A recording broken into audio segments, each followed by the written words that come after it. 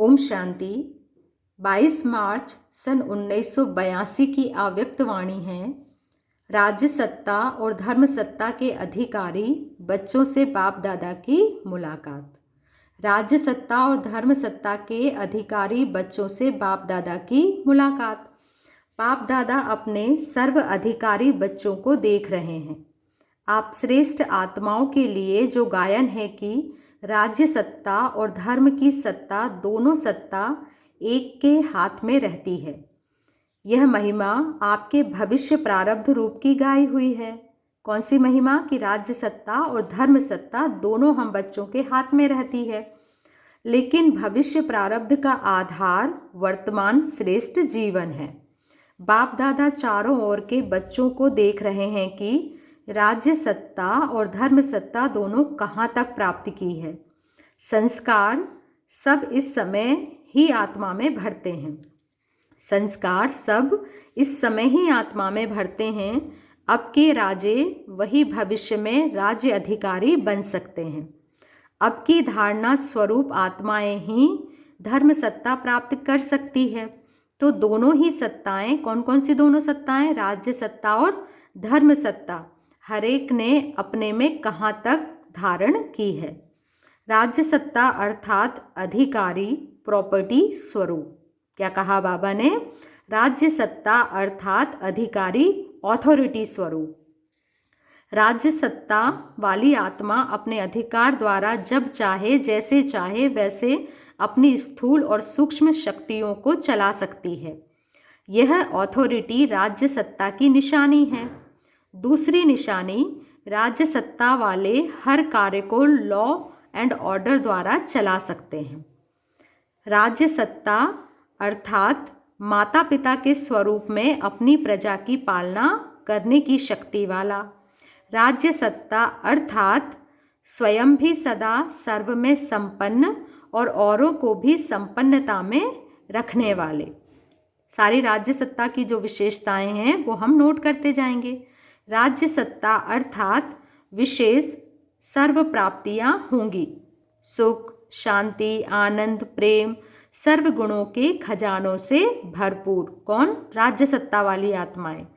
स्वयं भी और सर्व भी खजानों से भरपूर। राज्य सत्ता वाले अर्थात अधिकारी आत्माएं बने हो। माता पिता के समान पालना की विशेषता अनुभव करते हो।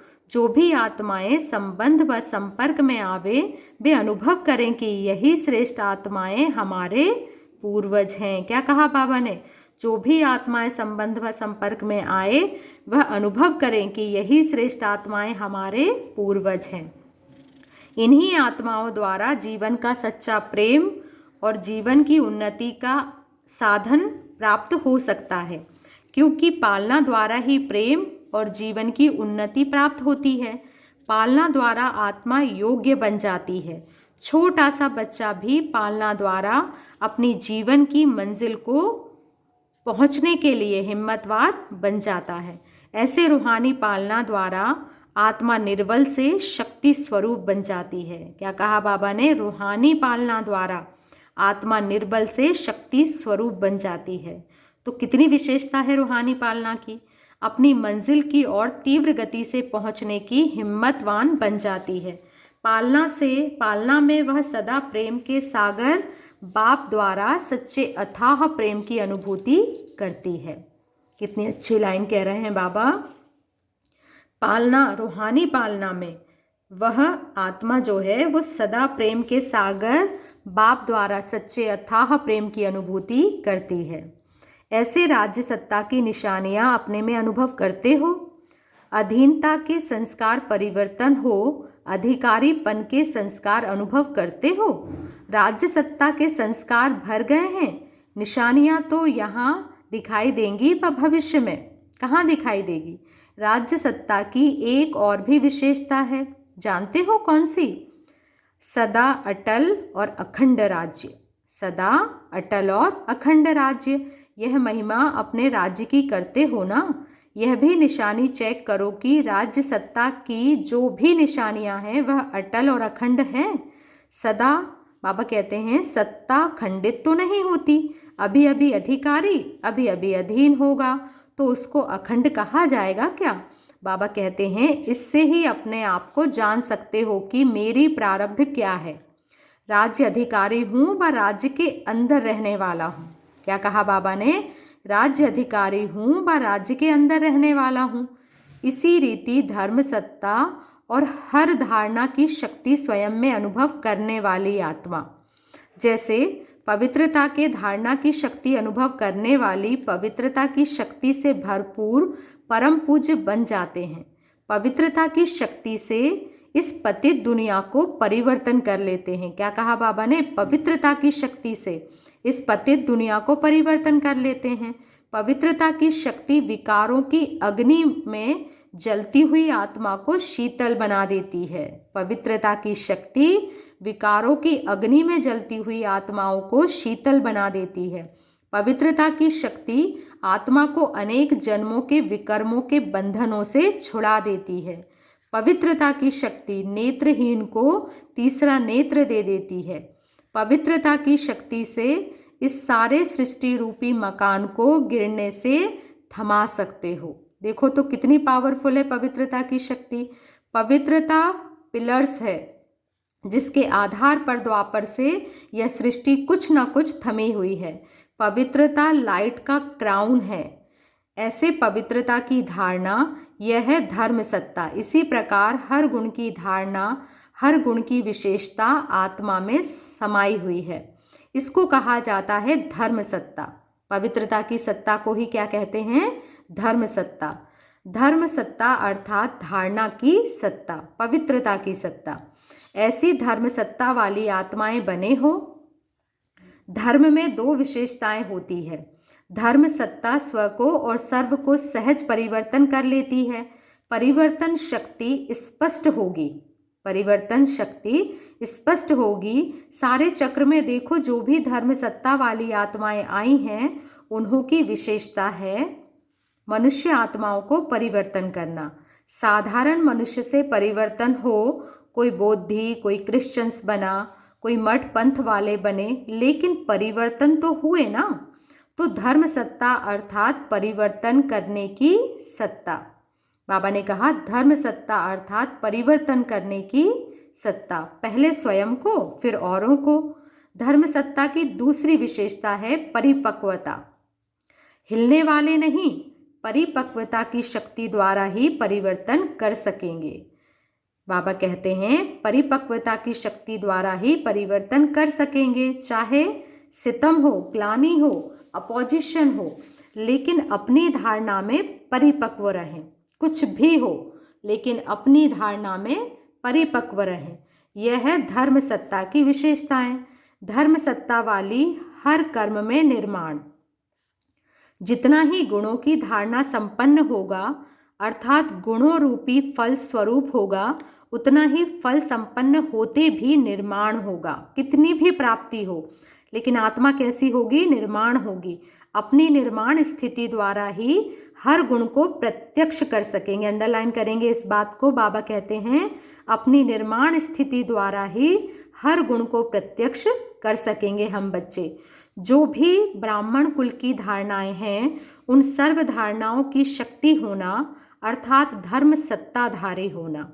तो राज्य सत्ता और धर्म सत्ता दोनों संस्कार हर आत्मा में भर गए हैं। दोनों का बैलेंस है। बाबा आज हमसे पूछ रहे हैं कि धर्म सत्ता और राज्य सत्ता दोनों का बैलेंस है। आज बाप दादा सभी बच्चों का यह चार्ट देख रहे थे कि कहाँ तक धर्म सत्ता और राज्य सत्ता अधिकारी बने हैं। नंबरवार होंगे, बस सभी एक जैसे होंगे। मेरा नंबर क्या है यह जान सकते हो? यहाँ सब राजे बैठे हो ना, प्रजा बनाने वाले हो ना, स्वयं तो प्रजा नहीं हो ना। बाबा बार बार पूछते हैं स्वयं तो प्रजा नहीं हो ना। तो सभी अपने को ऐसे राज्य सत्ता और धर्म सत्ता अधिकारी बनाओ। समझा? राज्य वंश की निशानियाँ क्या है? दिल्ली और महाराष्ट्र जोन वाले बैठे हैं ना, राजधानी वाले भी राज्य अधिकारी बनेंगे ना, और महाराष्ट्र वाले महान बनेंगे। महान अर्थात राज्य अधिकारी। तो दोनों ही स्थान की महान श्रेष्ठ आत्माएं आई हुई हैं। और विदेशी क्या बनेंगे? पूछा है बाबा ने। राज्य करने वाले व राज्य को देखने वाले क्या बनेंगे? सबसे आगे जाएंगे ना।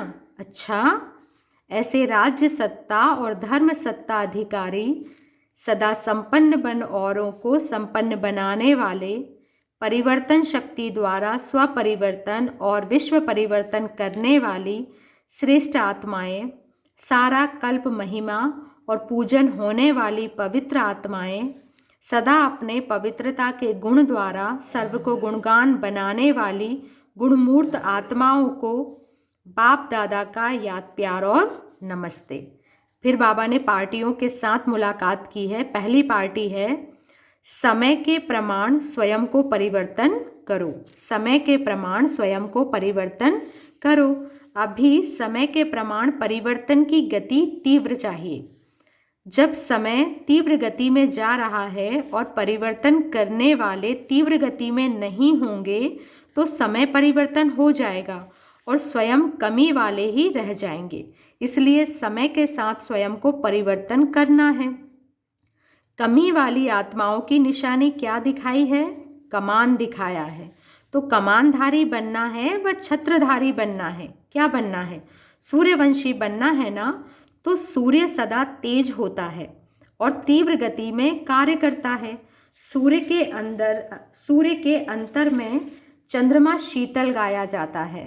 तो पुरुषार्थ में शीतल नहीं होना है। पुरुषार्थ में शीतल हुए तो चंद्रवंशी हो जाएंगे। क्या कहा बाबा ने? पुरुषार्थ में शीतल हुए तो चंद्रवंशी हो जाएंगे। सूर्यवंशी की निशानी है तीव्र पुरुषार्थ। सोचा और किया। ऐसे नहीं सोचा एक वर्ष पहले और किया दूसरे वर्ष में। तीव्र पुरुषार्थ अर्थात उड़ती कला वाले। तीव्र पुरुषार्थ अर्थात उड़ती कला वाले।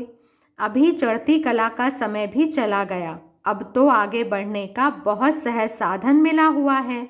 सिर्फ एक शब्द की गिफ्ट है। वह कौन सी? मेरा बाबा। यही एक शब्द ऐसी लिफ्ट है जो 1 सेकंड में नीचे से ऊपर जा सकते हो। मेरा बाबा कहा और नीचे से ऊपर जा सकते हो। क्या यह लिफ्ट यूज़ करना नहीं आती? अब लिफ्ट का ज़माना है, फिर सीढ़ी क्यों चढ़ते हो? लिफ्ट में कोई थकावट नहीं होती। सोचा और पहुंचा। तो कौन हो? एक ही शब्द लिफ्ट है। ज़्यादा सोचने की ज़रूरत नहीं है। एक शब्द 1 नंबर में पहुंचा देगा। कितनी अच्छी बात कह रहे हैं बाबा। एक शब्द मेरा बाबा 1 नंबर में हम बच्चों को पहुंचा देगा। जब मेरा बाबा हुआ तो मैं उसमें समा गई। इतनी सहज लिफ्ट यूज़ करो। यूज़ करने वाले पहुंच जाते हैं और देखने वाले सोचने वाले रह जाते। जो देख रहे हैं और सोचने वाले रह जाते हैं। तो अब एक शब्द के स्मृति स्वरूप होकर सदा समर्थ आत्मा बन जाओ। क्या कहा बाबा ने? एक शब्द के स्मृति स्वरूप होकर सदा समर्थ आत्मा बन जाओ। सदा हर कदम आगे बढ़ाते दूसरों को भी आगे बढ़ाते रहो। जितना स्वयं संपन्न होंगे उतना औरों को भी संपन्न बना सकेंगे। बाबा कहते हैं जितना स्वयं संपन्न होंगे उतना औरों को भी संपन्न बना सकेंगे। अच्छा, ओम शांति। शुक्रिया बाबा, शुक्रिया।